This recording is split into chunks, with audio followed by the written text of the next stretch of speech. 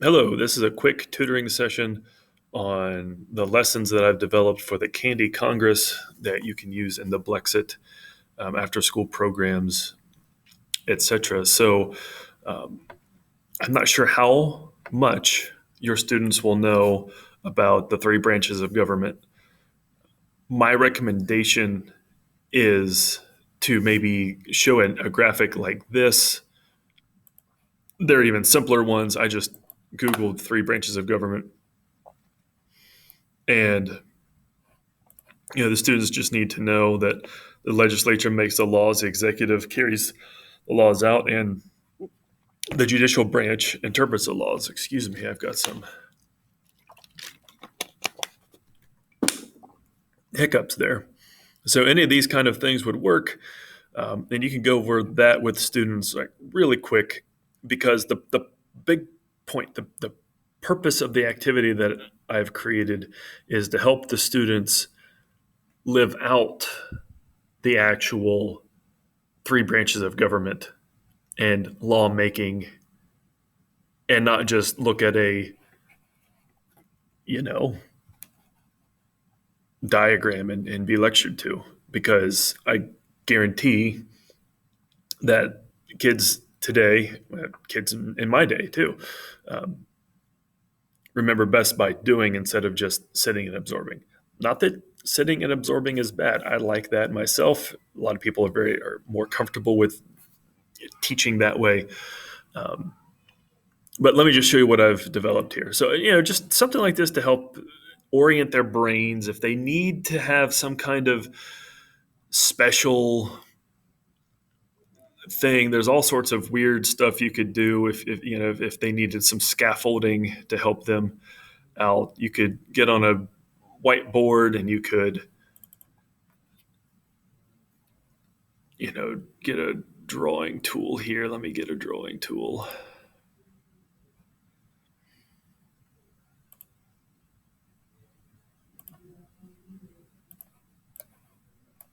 You could draw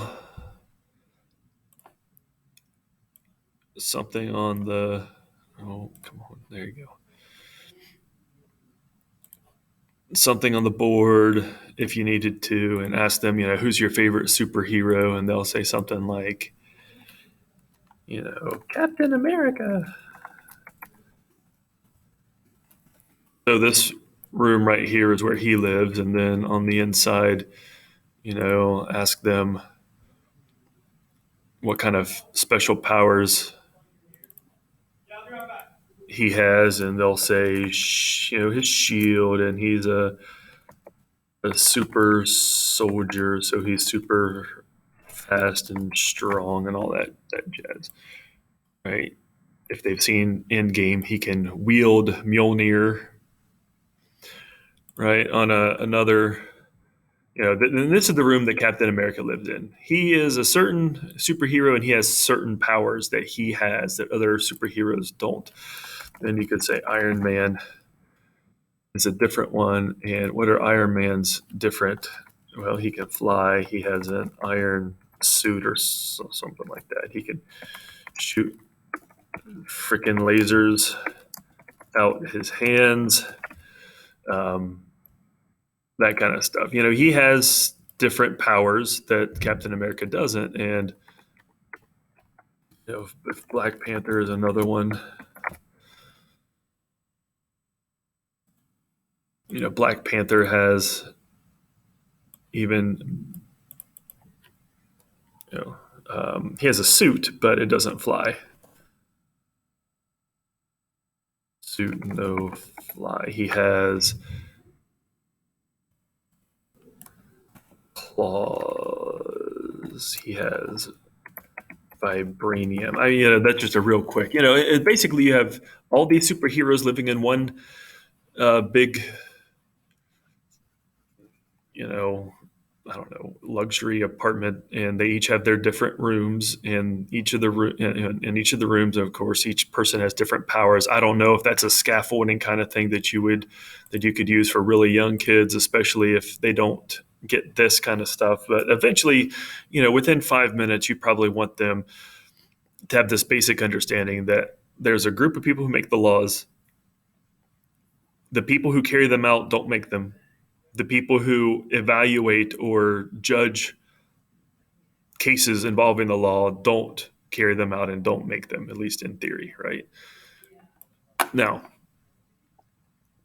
if you want, then you can, depending on how in depth you want to get on this, you can show the students this old video about how a bill becomes a law. It's the Schoolhouse Rock video. I have a link here that you can have access to these materials and show that to them. And it mostly centers on Congress, and it has a lot to do with committees and so on and so forth. So it's a little bit more, actually, it's a lot more detailed than what these images are about how the bill becomes a law. But it's a classic and has catchy tunes and whatever. And you can do all of that to help you out. You can even share with them this flow chart or this list, if you want, of how a bill becomes a law so that they understand that. But here is the big point for how a bill becomes a law. And you should have access to all of these things. What you want to do is have students divide up, and maybe you don't call them camper. Maybe you can just call them after school student 1, after school student 2, and that's fine. And each of them have roles. Some of them are in the Senate. Some of them are from the blue party, and some of them are from the red party. We're not using Republican, Democrat in here. I've made up some committees that they can be on: the Senate Committee on Nutrition and Health and the Senate Committee on Business Growth. You have a Senate. You also have some House of Representatives members too.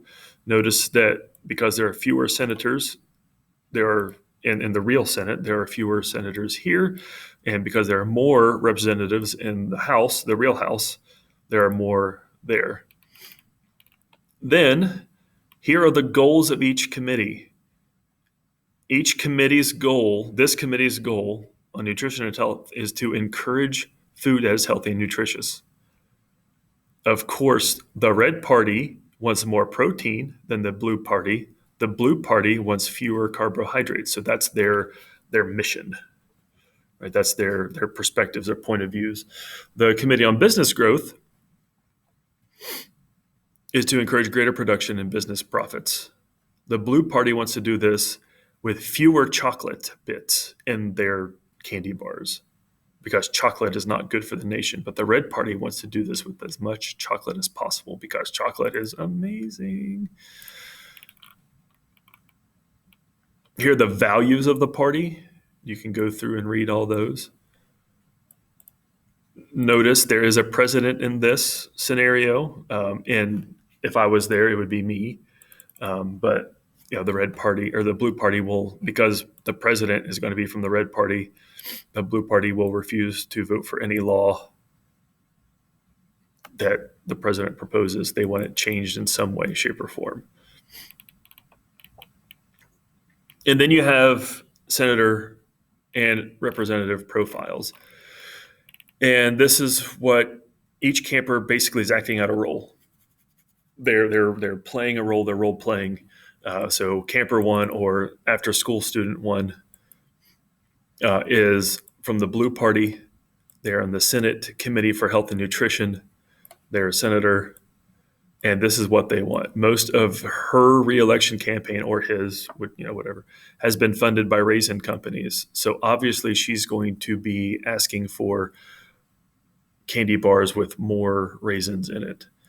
The state has a lot of fast-flowing rivers, but no hydroelectric power plants, and it desperately needs energy. So that is something that her state needs, that she would be willing to give stuff up, maybe even give up raisins in order to get something for her state, or vice versa, right? These are just some of the things that are her or his goals and priorities that this student is going to have to keep in mind when trying to negotiate back and forth. And I guess I just realized, like, you haven't really been told the goal. the goal, the thing that's going to happen is the president, which will probably be the teacher. I would say that the president should be the teacher, is going to be from the red party, is going to submit this bill to the Congress, and the Congress is going to have to, um, in order to be successful for your few days that you're having, the Congress is going to have to pass some kind of bill that creates a national candy bar. Like, this candy bar is our official national candy bar. So this is what the president is going to say, whereas blah, whereas blah, whereas blah. Reese's Peanut Butter Cups is the nation's candy bar. Now, obviously, as I said up here, the blue party will automatically say no, and they'll try to modify the law, and that's okay. We want the students to get in there, break up into their committees, argue back and forth, come to some kind of consensus. And then remember, as they go through debating this, they're going to have some kind, Reese's Peanut Butter Cups there, right? I would probably suggest that you get a Snickers there too. So there's two. Maybe something with coconut in it, like a Mounds bar.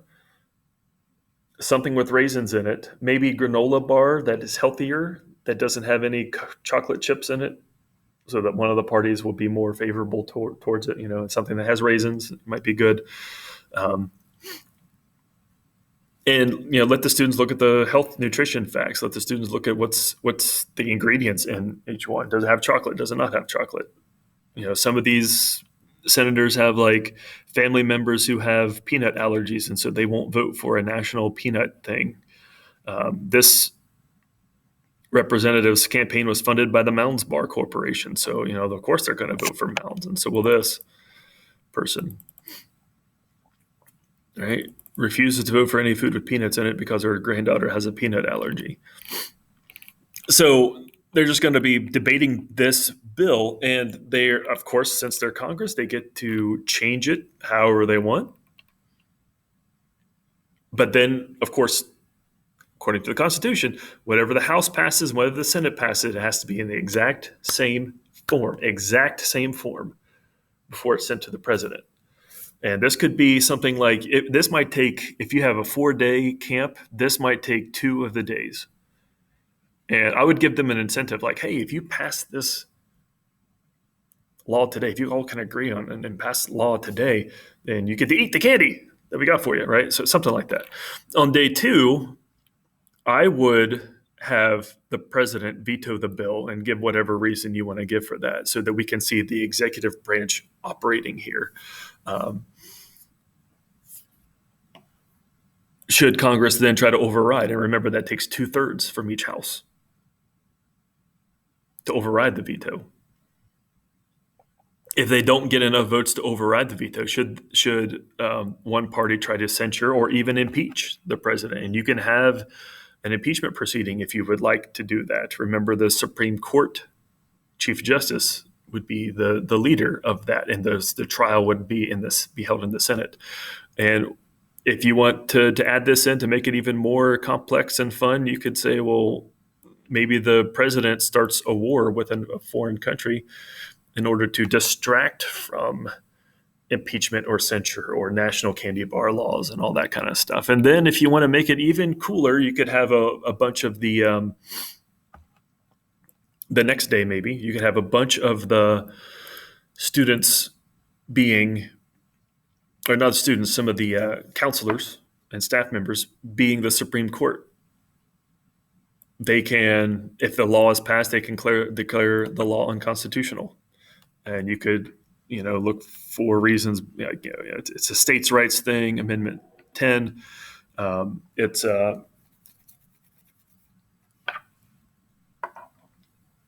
I can't even think of anything else that would, off the top of my head. An equal protection violation for people who don't have who have peanut allergies, something like that, right? And then you could have Congress, using their powers to fight back if they want to. And the president, should they impeach the judges or the chief justice? Should they change the number of justices on the bench and pack the court? Should they simply write a new law and try that method?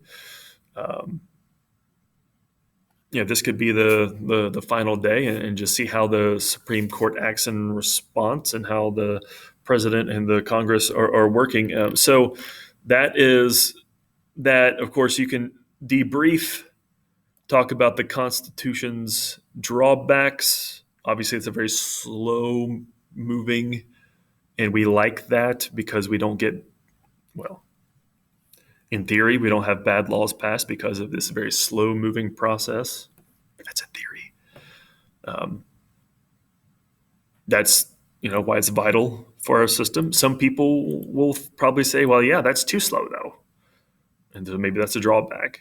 And you can use Federalist number 51. Talk about, I know that this part of Federalist 51 this is something you can hand out to them. This can be a little bit difficult for students, but I think that you can draw out some cool stuff in here.